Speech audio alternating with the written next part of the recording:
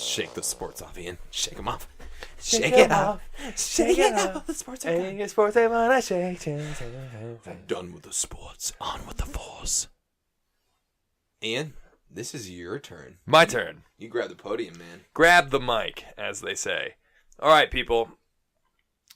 As of this recording, Solo has just completed its second weekend in release. I'm not going to go into that debacle, but I want to talk about Solo in and of itself, based on its own merits.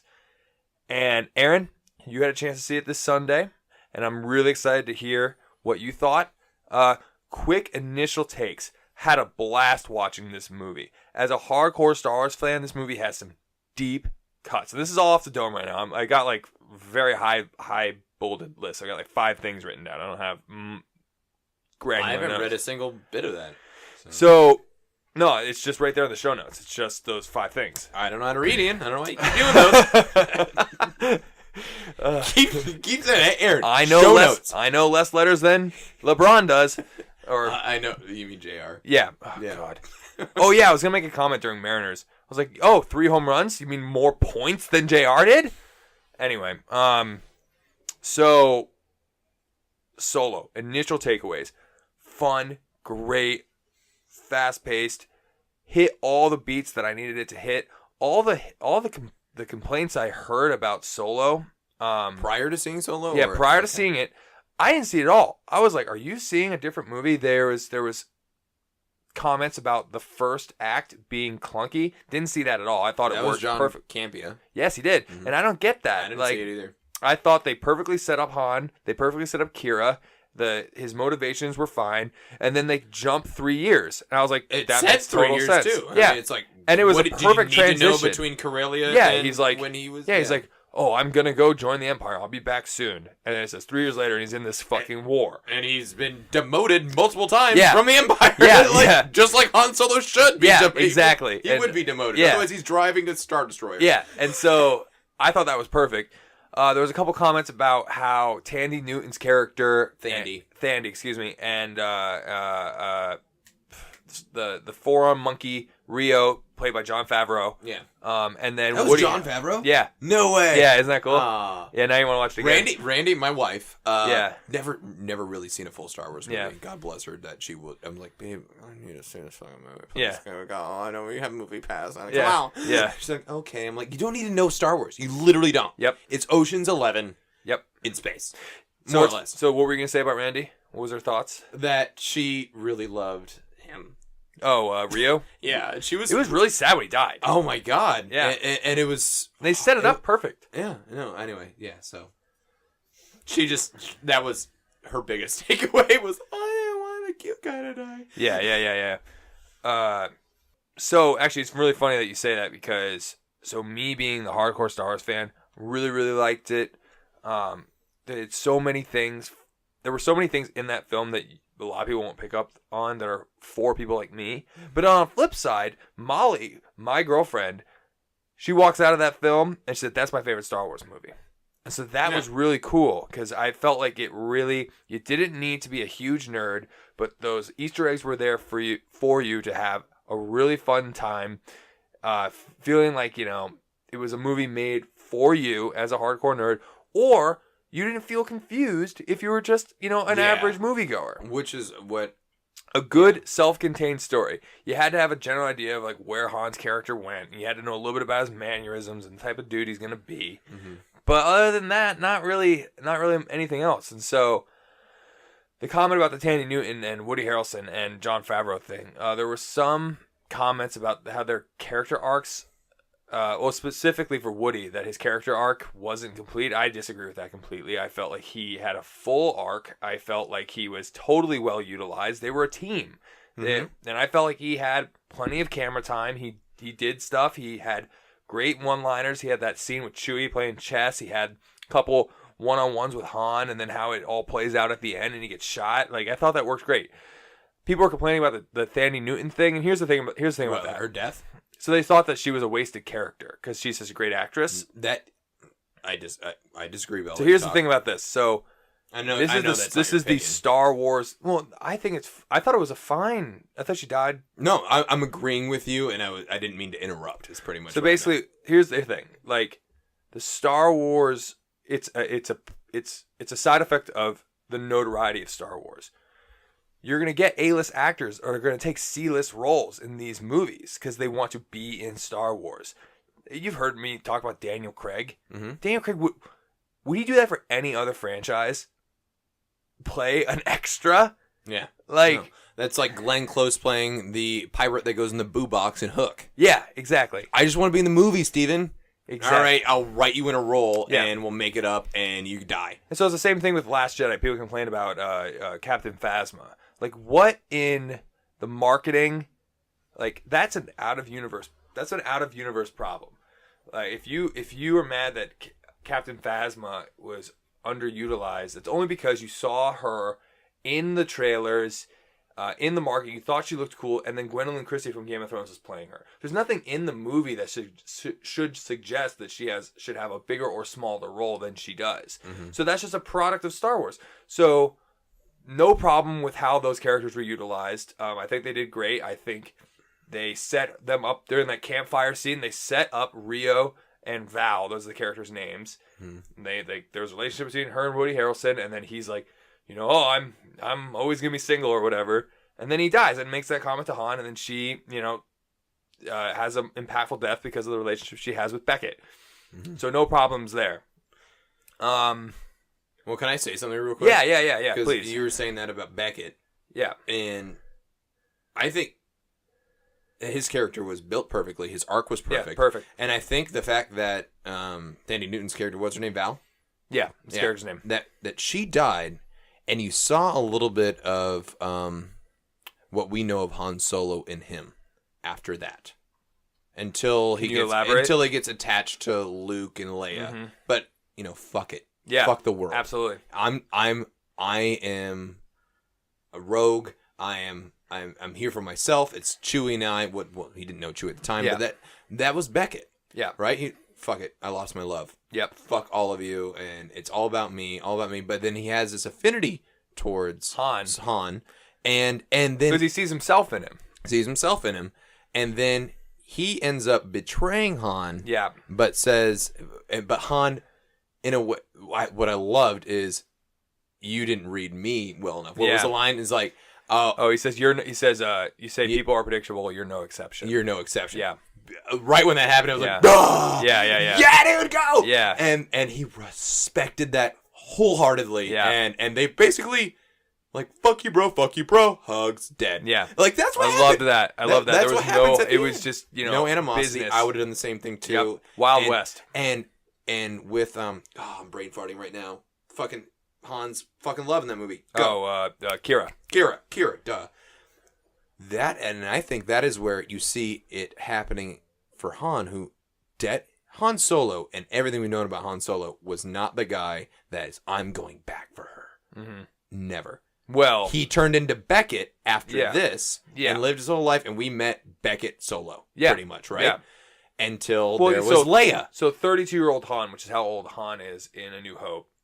This is supposed to be 22-year-old Han. Mm-hmm. And so, for 10 years of losing Kira, he's burnt on love. And like it's him and Chewie. And you see it like that last scene, he's like, "Oh, I'm right behind you," and he goes, and he believes that she's gonna come with him, mm-hmm. and I predicted that she would be part of the rebellion, but I like how it came out more because she's working for Dryden Voss, who's working for Maul, mm-hmm. and I will get into that in a second, but like. She obviously, like, if it had been like a based on Earth like crime film, she would have been like a prostitute or something. Now you kind of get that kind of vibe. Like, what did she do to get out of that basically orphanage? And she's branded by this gangster. Like, so she's done some fucked up stuff. And so Han like is still way too naive, and she just basically just says, "Sorry, like you're basically too young for me." Yeah, and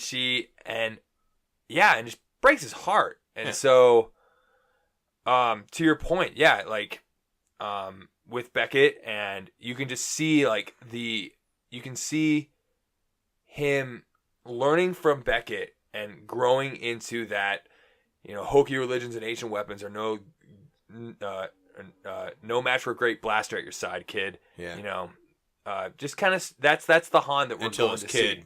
Fucking stabs him. Yeah. Well, let's not even get there. But just him picking up that cynicism and that almost pragmatism from Beckett, which he already kind of had. Yeah, but then also and you like that about Han, like, oh, Han, you never get tied down. But then also for the way he got his heart broken by Kira, you're like, now you're even happier to have Leia come around, and Leia is a strong-willed woman, and I think that she was perfect for him. Like, and so. It almost makes it better because I wasn't like this. Like, I've never had like a major breakup or anything like that. But I feel like a lot of people go through that, and then they think they're never gonna get through that again. They're never gonna get that feeling again. And so I'm happy for Han that that's his background. Everyone needs a Chewie though, and help him through those rough times. So that was my initial reactions. I want to talk about my favorite scene, but I want to hear yours first. What's your favorite part? Okay. I like action. I really like the heist scene. I don't know why. The train scene? Yeah, I thought that was It reminded me of reminds me of Shadows of the Republic. Yeah, Shadows of the Empire. Shadows of the Empire. Yeah, sorry. God, I just liked it. I liked the literal gravity of it, like the train on cool. either side and turning around, and how they have to act with that. And that's Chewie's first like. Well, they picked them up, right? Yeah. And then after that, we're here now. Yeah. And they didn't really want them, but we need them. And then the big hairy guy, whatever. Yeah. And I loved that scene. I don't know. I just like action, so I like that scene. I really liked how the swoop gang came in and like that. Before you realize who Enfys Nest is, like. She's got that fucking axe. She was badass. There was a Mad Max Fury Road a little bit in that. Really reminded me of that as well, and I thought that was great. Yeah. And I felt like it was like kind of like out of this world hijinks action. Like when they fly away and they're both holding on to him. Like, this is ridiculous but awesome. Yeah. And so I really like that. Yeah. And I do have to say I like that pretty much the rebellion started because of Han Solo. Am I wrong by that? Because of so like what? Well, that's basically what they were saying. Well, I think that the rebellion. We have the money basically now in canon, basically the rebellion starts in pockets all over the galaxy, and then at one point in Star Wars Rebels, they kind of all come together, and even in Rogue One, they're like, man, we don't know if we can fight the Empire. So rebellion starts in fragments all over the galaxy, and the rebellion. Like in the proper noun sense, like I think that it's wrong to take it that way. I think that those people just started a rebellion in their side, and then because if you look, so that's clear because if you're Padme, a layman, that's where it started. Yeah, right. But if you if you dive a little bit deeper, I don't think it's like having to do like retconning in your head. I think a rebellion is a word, so they're rebelling against the Empire, and I'm good with that. And Han can be part. I don't think that everything has to link perfectly. Is what I'm saying. So Han can be responsible for that. That's all good. So that little, but it's also canon that Padme was already sowing seeds for the rebellion before Anakin turned to the dark side. That's true. And so it's known in the canon that at one point they basically started connecting all the cells together. And as a matter of fact, Han's love interest in the old canon was the person doing that, randomly enough. But I did like that a lot. Keep it in your pants. Yeah. So what was your favorite scene? Oh my god. So I just saw it again, and I love the whole middle of that movie. When they go to Kessel, they fly through. I'd have to say, I was saying it this morning, like that might be a top 5 Star Wars scene. Period. They go to Kessel, and they the Maelstrom. So they go through the Maelstrom. They break into the spice mines, which is a fun scene. It's really fun. Yeah. I really enjoyed it. I love that Woody Harrelson is wearing Lando's disguise that he wears in Return of the Jedi. So it's cool that he just has that on the Falcon. Yeah. That was really cool. Kira beats up that one guy and then like Beckett's like, what was that? And he's like, oh, it's Terras Kasi. Terras Kasi is this like made up martial arts that they created to create the Sega Dreamcast game, which was like, this is when we were like clawing and suckling at like, we were like barnacles looking for any Star Wars content in like the late 90s because we just thought nothing was coming. And they're like, here's this game that we made up. And it was like, you could be Luke Skywalker. And like, it was like Mortal Kombat for Star Wars. And we all were like, ah! And so the fact she said that, I was like, I was just like, oh, you guys see that? You guys see that? You see that? And I'll talk more about Easter eggs if I get a chance. So that was cool. And then the scene, and then Chewie just kicked some freaking ass in that scene. So that's a fun scene. But when they take off and they go through the Maelstrom and they escape and do the Kessel Run, that scene in 12 parsecs. If you round down, buddy. And I love that part. That's probably my favorite line of the whole movie. When they do that, I loved how they did it because, like, in old canon, it's like you don't know if parsecs is like a unit of time or a distance. Yeah, so you don't really know. In the old canon, it's very similar. In the old canon, they go near these black holes, and when you go near black holes, space time has changed. Yep. So the closer you get, you can do things in less time or less space. Excuse me. And basically, they go near the thing in the movie. They go near the Maw, and the Maw is from Legends. And the fact that Lando says that. He's like, oh, that's the Maw. And it's a big black hole. And I'm like, I love that they just called it the Maw. I was so happy. And so that whole scene, so they're going through the asteroids, and they're escaping from the TIE fighters at this one point, and Beckett's on the cannon, and then he loses that. Yeah. And it hurt his hands. Yeah, he hurt his thumbs. That was like, my thumbs are... I didn't get that. I was like, is that referencing something? I think it's just... I don't know if it references anything, but I think that would just hurt. Yeah. And so... referencing pain. And so... from that one time in episode 4 when someone got hurt. Yeah.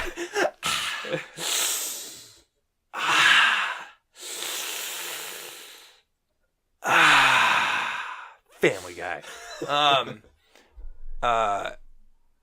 And so that scene, they are doing this like remix, adding in the like best Falcon music themes into that scene. When he does that flip and like kick flips the TIE fighter into the music drops for the Empire Strikes Back asteroid scene. It goes ba-na-na-na, ba-ba-na, and it's like does that for just one little beat, and you're like, wah!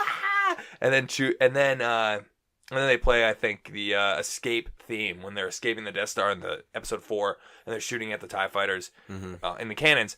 And so they're playing that, and it's just it's so great.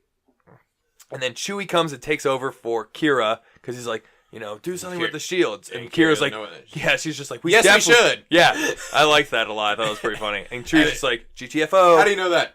You're 190 years old. Yeah. Okay. Yeah. You look great. And so he sits down, and then it's Han and Chewie in the Falcon. And then there was that shot. Yeah. And they look at each other, and they're like, all right. And so then Lando attaches his droid that gets shot down in Kessel. L3. L3. And they attach the droid into the main computer of the Falcon, which when I saw L3 get shot down, I said to Molly, I'm like, that's going to be she's the inner computer of the Falcon. And there's a scene in Empire Strikes Back where 3PO, they're trying to fix the Falcon inside the asteroid. And 3PO's like, where's R2 when I need him? Captain Solo, I don't know where your ship learned to communicate, but it has the most peculiar dialect. And you're like, oh, shit. That's it's awesome. Because it's L3. And I think that is so cool. And so they plug her in. And that's a good Easter egg. And they navigate through, and they navigate through the Maelstrom, and they get to the Maw, and the crazy monster chases them.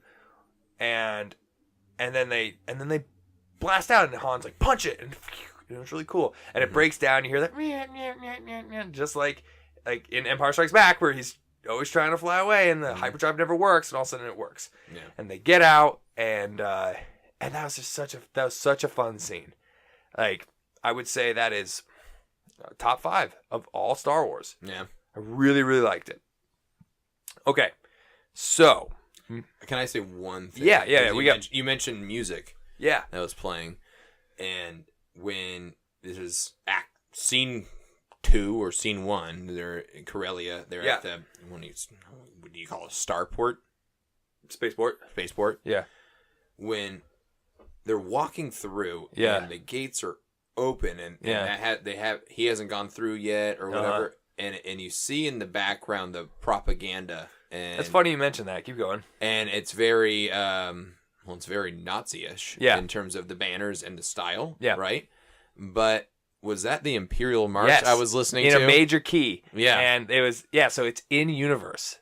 The song for the Imperial Army is the Imperial March. So it's in universe. It's real. So I thought that was dope. Yeah. I didn't catch that the first time. Really? Yeah. I got something you didn't catch it. So that happened, and I went and I just did that like side tap to Randy's knee, like she fucking knows what I'm talking about. Yeah. But anyway, I just tap her, and she just looks at me like, "What?" And I was just like, "No, that was a pure." Never mind.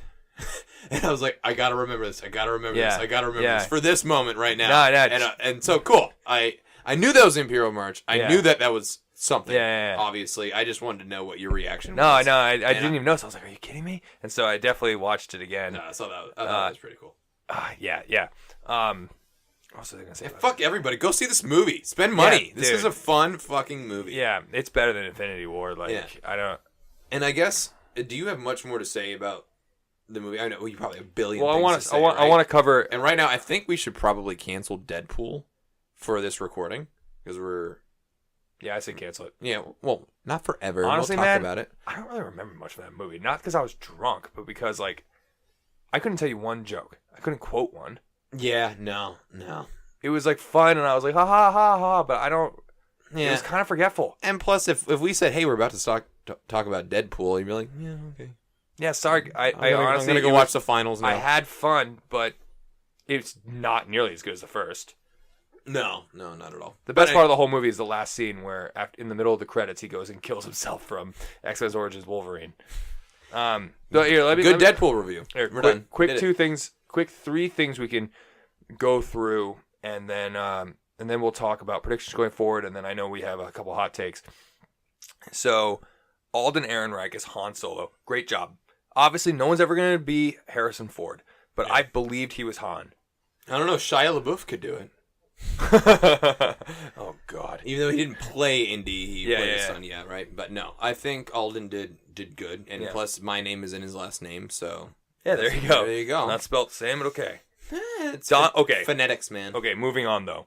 Donald freaking Glover is Lando Calrissian. No, and John Campeo, he said, if you close your eyes, he's Lando. So the funny thing about that is that in the trailer... There's one scene where he's sitting there having his drink filled by the droid. He's like, everything you hear about me is true. Mm-hmm.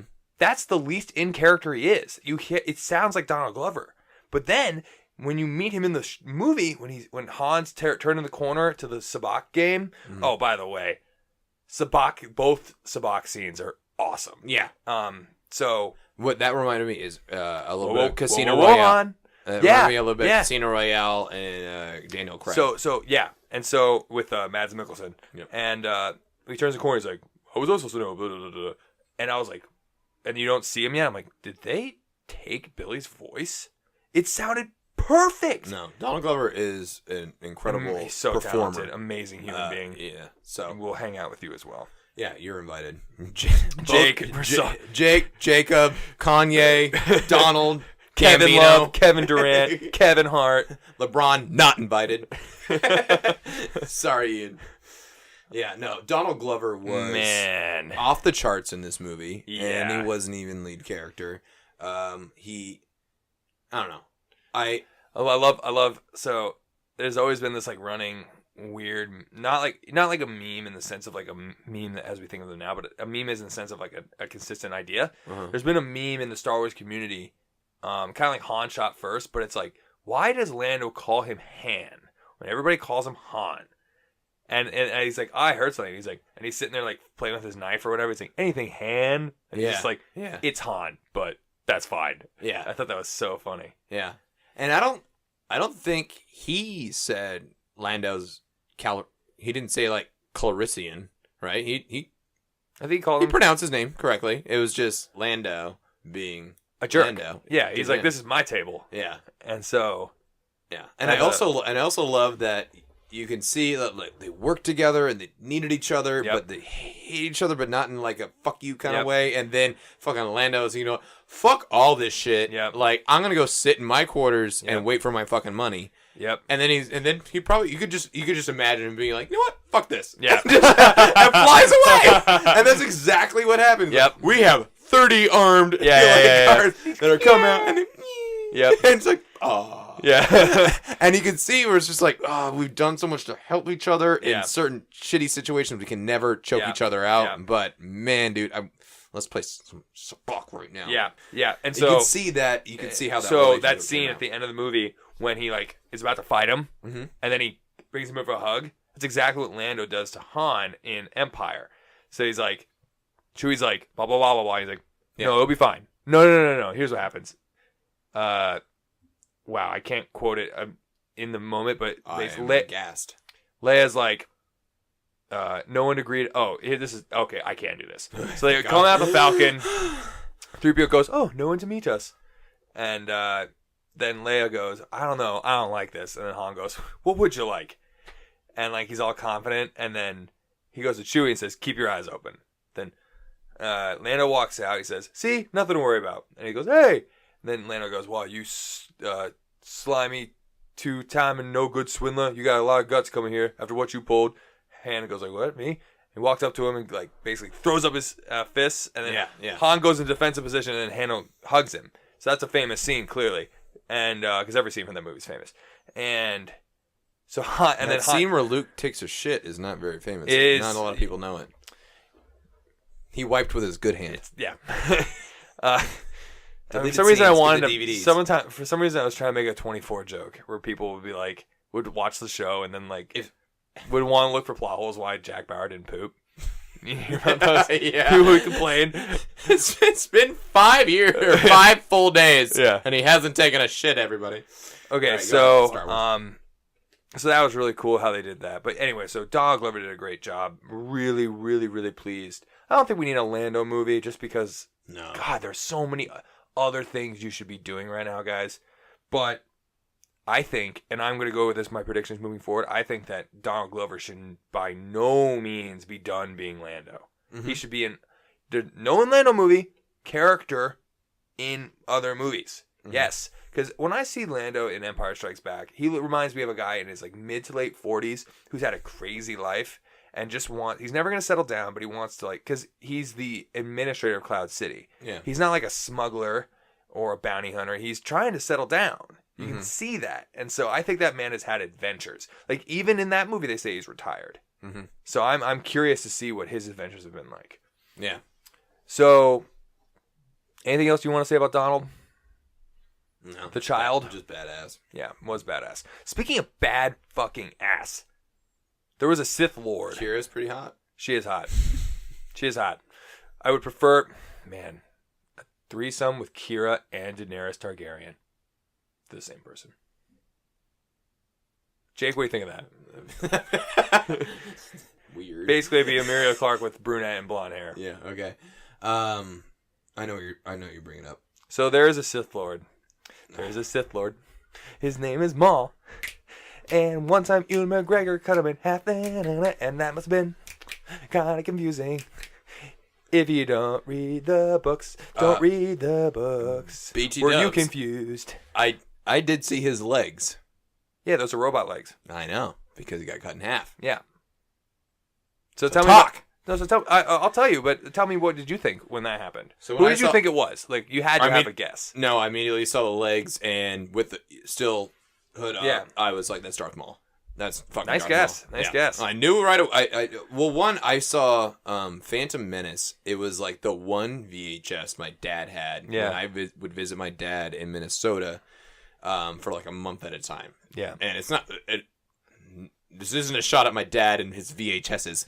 It just happened to be the VHS that was designated my room when I was there once a month every year in Minnesota. So that movie was literally the best movie of all time. Yeah. But no, it was literally on play all the time in my room. Yeah. It was either that or I was playing Monopoly on PlayStation.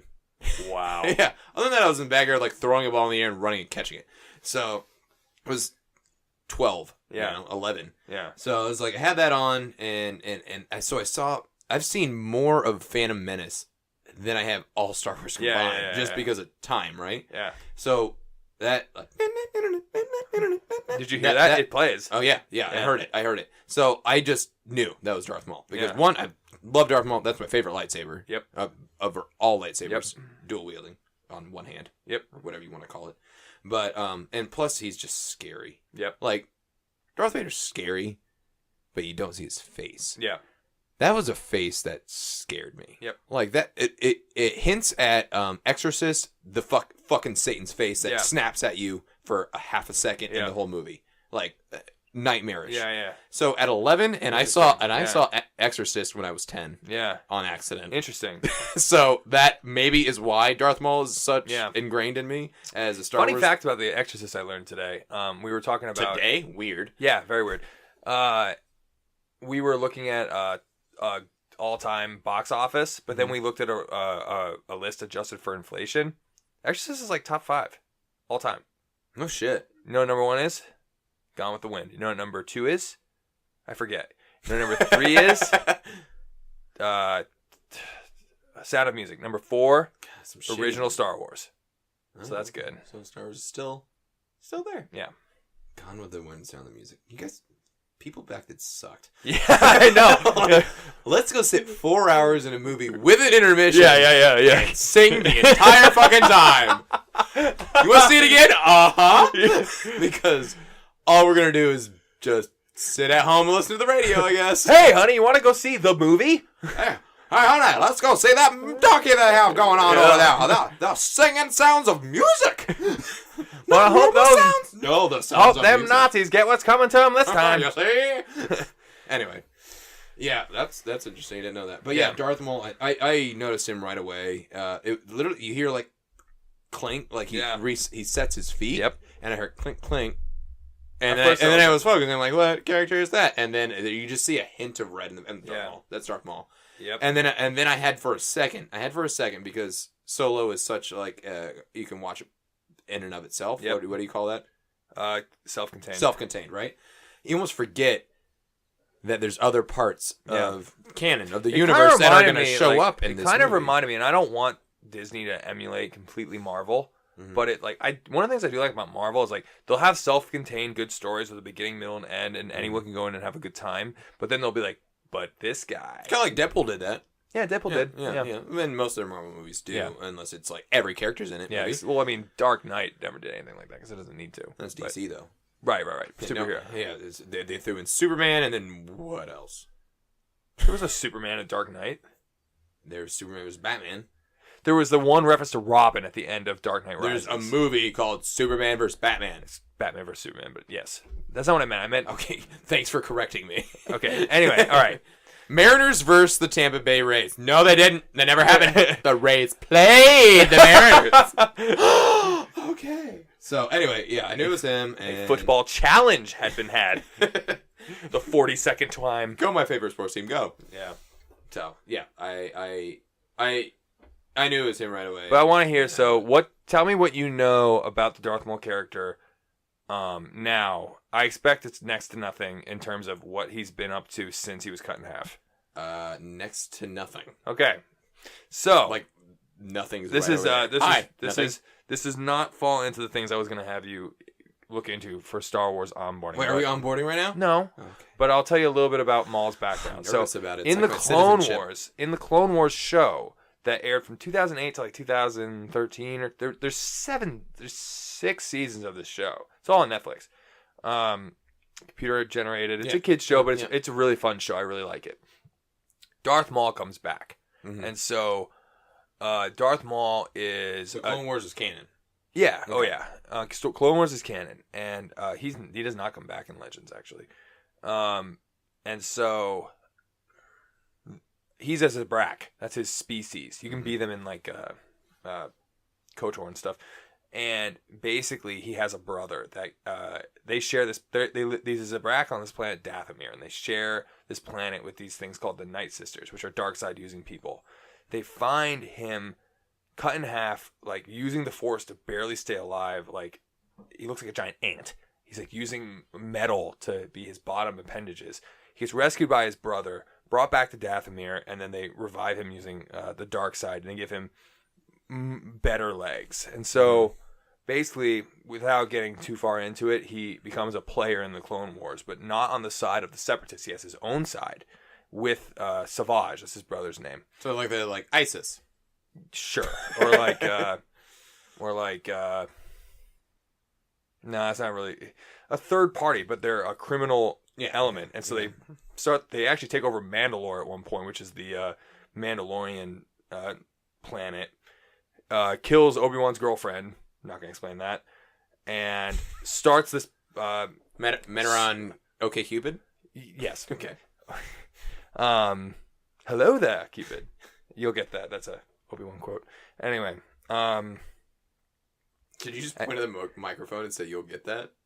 Jake, it's for you. Okay. So... And then Jake's like, I only like the Mariners. So he starts... I'm not even listening. And so he starts this criminal underworld called the Shadow Collective. And so Clone Wars gets canceled, so they end his reign in the Shadow Collective in a comic, which is Son of Dathomir comic. And Dooku, Sidious, and General Grievous hunt him down and shut down his mafia. Okay. So... the next time we see him as viewers is in the Rebels TV show, which takes place just before A New Hope. Mm-hmm. He shows up, he's old, and he's kind of on his last leg. He's got no power. He's kind of trying to get the main character, Ezra, to join him. So Ezra? That's the character's name. And I'll tell you more about Rebels if you're ever curious one day. I just think Ezra is an odd name for a galaxy far, far away. Luke. No Judaism. Anyway. Yeah, go ahead. There's no Christianity either. Ben. Anyway, so basically his arc ends where he follows Ezra to Tatooine, meets up with old Obi-Wan, and like Ezra accidentally leads Maul to old Obi-Wan because Ezra gets lost in the desert, and Obi-Wan just shows up for one episode. So this wasn't a Lando Han Solo greeting after a number of years. He shows up for one episode, like rescues this dude from basically starving to death in the desert. Like, takes him to and he's the Force, so he knows he's aware of the whole plot that's going on in the Rebels show. He's like, you need to go back to your friends, blah, blah, blah. And so Ezra leaves. And so the main character of the show leaves. And so you're left with Obi-Wan. Maul shows up. And they have, like, this, like, kind of, like, 5-phrase exchange. They both ignite their lightsabers. And they circle each other like a samurai battle. Mm-hmm. You got to watch this. It's on YouTube. It'll only take 5 minutes. And... they like exchange some insults, and then they just stand there, and they both like kind of like Luke and Kylo. They like get their feet ready. Yeah. And it is 1, 2, Obi-Wan, boom, dead, and Maul dies, and he falls into Obi-Wan's arms, just like Qui-Gon into Obi-Wan's arms that Maul killed, and the reason that they actually had to fight because Obi-Wan was trying to not fight is because Maul's like, why are you here? Who are you protecting? You're protecting someone. And Obi-Wan's like, all right, well, now you need to die. Because he's like, you can't know about Luke. Yeah. And so Maul looks up and he goes, is he the chosen one? And he goes, and Obi-Wan just goes, he is. And then he dies. So that happens about 4 years before A New Hope. Solo takes place 10 years before A New Hope. And so at some point between when his first Mafia got knocked down by Palpatine and him resurfacing in the Rebels show, a whole new era of his life we don't know about. So that's where we find him there. And that's all we know. So they can explore that in books. What I want, and I'll cover this in 10 seconds for my predictions going forward, I want a trilogy. I'm using air quotes here. They've already kind of quasi-announced a Boba Fett movie and an Obi-Wan movie. Mm-hmm. 3 movies that are loosely linked with Maul being the main bad guy. Mm-hmm. You can meet Obi-Wan again at one point, and Boba Fett. Because Boba Fett, like, he would totally be involved in a crime syndicate. Yeah, no, 100%. Yeah, so that's what I hope happens. And I thought that was really cool. A Boba Fett movie would be really fun to watch. I think they should do it, but I don't... be cool if he wasn't the main character. I think Boba Fett should have no dialogue, as little as possible. I don't want to know what Boba Fett eats for breakfast. Like, that's true. Yeah, I want him to be like, you seen that movie Dread? No. It's a comic book movie. Carl Urban's the main character. He never takes off his helmet. Pretty cool. Oh, okay. And most alien. Kind of like Tom Hardy in half his movies. Yeah, seriously. Yeah. Crazy. Oh my God. Speaking of which, man, we got to talk about Venom at some point. I am stoked on that movie. Yeah.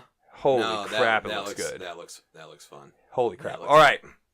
We'll talk about it in about a year. October. Oh, okay.